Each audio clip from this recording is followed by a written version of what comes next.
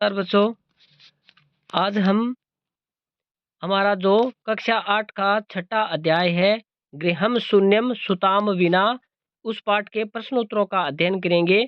हमने पाठ का हिंदी अनुवाद है वो पीछे वाले वीडियो में कर लिया है। अगर आपने उस वीडियो को नहीं देखा है तो पहले उस वीडियो को देखिए, उसके बाद में इसके प्रश्नोत्तरों को देखिए ताकि आपको अच्छी प्रकार से समझ में आ जाए।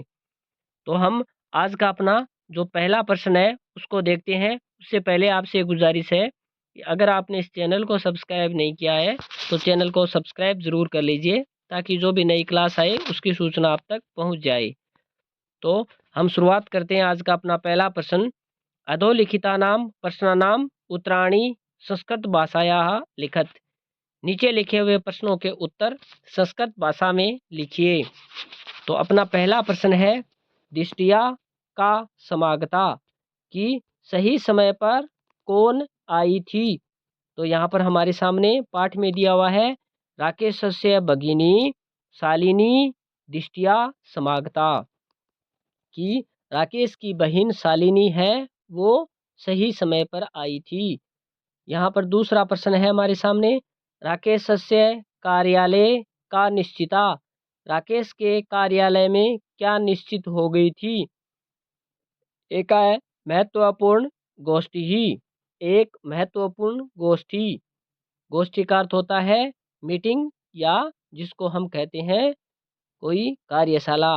उसके बाद में है तीसरा अपना प्रश्न, राकेश है शालिनीम कुत्र गंतुम कथयति। राकेश है वो शालिनी को कहाँ जाने की कहता है। तो चिकित्सकाम प्रति, चिकित्सक के पास। सायंकाले भ्राता कार्यालयात् आगत्य किं करोति। तो सायंकाले भ्राता कार्यालयात् आगत्य हस्तपाद आदिकं प्रक्षाल्य वस्त्राणि च परिवर्त्य पूजागृहं गत्वा दीपं प्रज्वालयति कि हाथ पैर आदि को धोता है, वस्त्रों को परिवर्तन करता है, चेंज करता है और पूजा गृह में जाकर के दीप को प्रज्वलित करता है। उसके बाद में अपना पांचवा प्रश्न है, राकेश है कस्या तिरस्कारम करोति। राकेश किसका तिरस्कार करता है। तो सृष्टि ही उत्पादिन्या कन्या, सृष्टि की या सृष्टि को उत्पन्न करने वाली जो शक्ति है उसका तिरस्कार करता है। उसके बाद में अपना छठा प्रश्न चय है, शालिनी भ्रातरम काम प्रतिज्ञाम कर्तुम कथयति। शालिनी भाई को क्या प्रतिज्ञा करने की कहती है।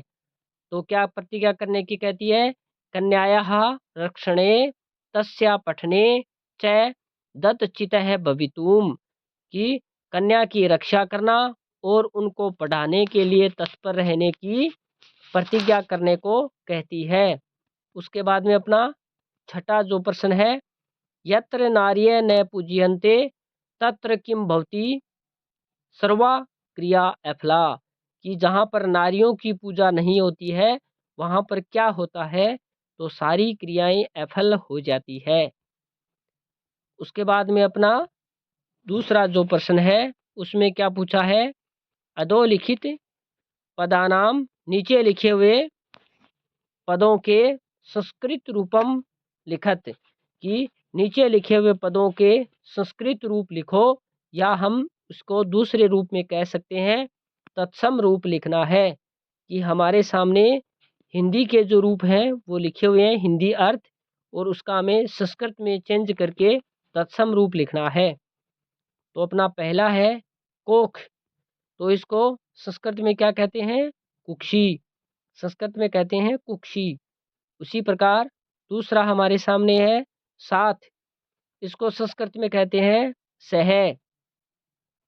तीसरा है गोद, इसको संस्कृत में कहते हैं क्रोडम। उसी प्रकार अपना चौथा है भाई, इसको संस्कृत में कहते हैं भ्राता।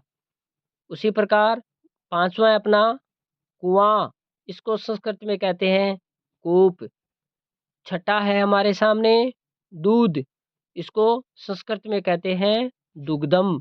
तो ये जो हमारे सामने जो रूप दिए हुए हैं, ये रूप हैं हिंदी के, और ये इनके संस्कृत मीनिंग है, जिनको तत्सम रूप कहते हैं। उसी प्रकार हम देखते हैं हमारे सामने तीसरा जो प्रश्न है, इसमें क्या पूछ रखा है कि उदाहरणम अनुसृत्य, उदाहरण का अनुसरण करके कोष्टक प्रदत्तेषु पदेषु, कोष्टक में दिए हुए पदों में तृतीया विभक्तिम प्रयुज्य, तृतीया विभक्ति का प्रयोग करते हुए रिक्तस्थानानि पूरयत, रिक्त स्थानों की पूर्ति करो। कि उदाहरणों का अनुसरण करते हुए, उदाहरण ये उदाहरण दिया हुआ है, इसका अनुसरण करते हुए हमें कोष्टक में दिए हुए जो पद हैं उनमें तृतीया विभक्ति का प्रयोग करके भरना है।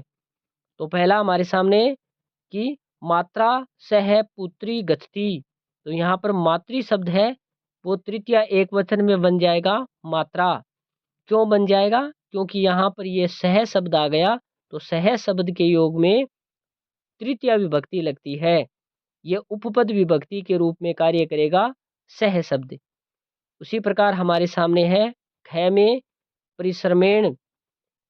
अब विना विद्या न लभ्यते, कि इसके अंदर विना शब्द लिखा हुआ है ना, इस विना शब्द के कारण यहाँ पर परिश्रम शब्द में तृतीया विभक्ति आ जाएगी, तो शब्द बन जाएगा परिश्रमेण।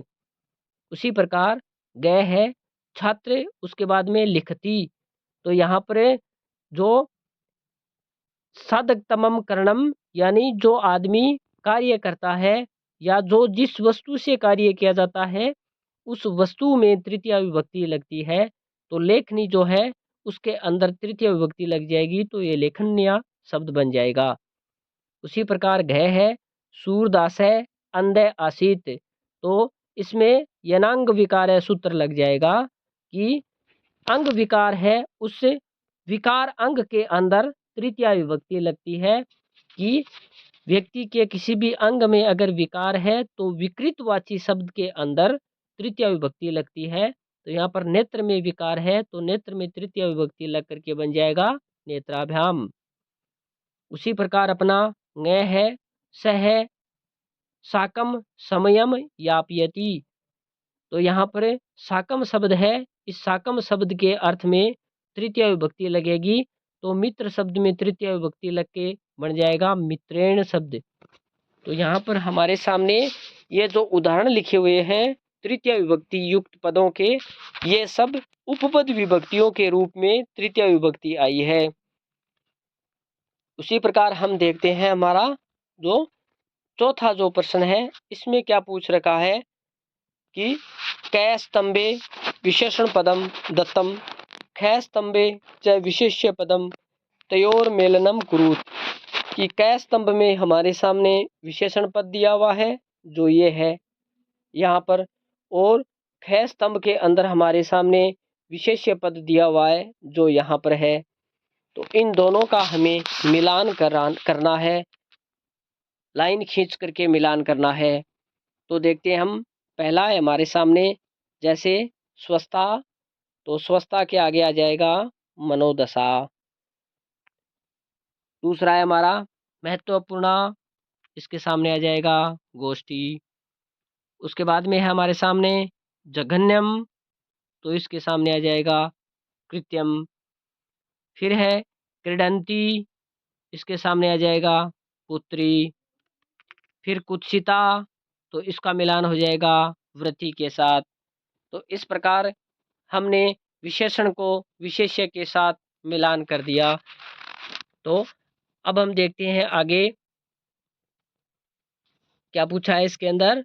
आगे वाले में, आगे वाला जो हमारा प्रश्न नंबर 5 है वो क्या है, अधोलिखिता नाम पदानाम विलोम पदम पाठात चित्वा लिखत, नीचे लिखे हुए पदों के विलोम पद पाठ से चुन करके लिखिए। तो पहला है जैसे स्व है, तो इसका उल्टा हो जाएगा है। विलोम बोलो इसको या विपरीतार्थक शब्द बोलो, दोनों एक ही बात है। तो स्व है यानी आने वाला कल, है यानी बीता हुआ कल होता है। दूसरा है प्रश्नाह, इसका उल्टा हो जाएगा उदासीना। फिर तीसरा है वरिष्ठा, तो इसका उल्टा हो जाएगा कनिष्ठा। वरिष्ठा का उल्टा कनिष्ठा। वरिष्ठा यानी बड़ी, कनिष्ठा यानी छोटी। फिर है प्रशंसितम, तो इसका उल्टा हो जाएगा गृहीतम। उसी प्रकार आगे वाला पांचवा है प्रकाश है, इसका उल्टा हो जाएगा अंधकार है, विलोम हो जाएगा अंधकार है। फिर है सफला, इसका विलोम हो जाएगा अफला। फिर है निरर्थक है, इसका विलोम हो जाएगा सार्थक है। तो इस प्रकार एक साइड में हमारे सामने दिए हुए हैं, हमें इनका विपरीतार्थक शब्द है वो आगे लिखना है जो हमने लिखा है। उसके बाद में हमारा छठा प्रश्न है, इसमें क्या पूछा है, रेखांकित पदम आधृत्य प्रश्न निर्माणम कुरुत।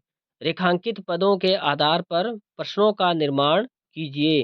तो हमें हमारे सामने जो नीचे अंडरलाइन किए हुए पद हैं उनको हटा करके इसके स्थान पर प्रश्न बनाने वाले पदों को लिखना है।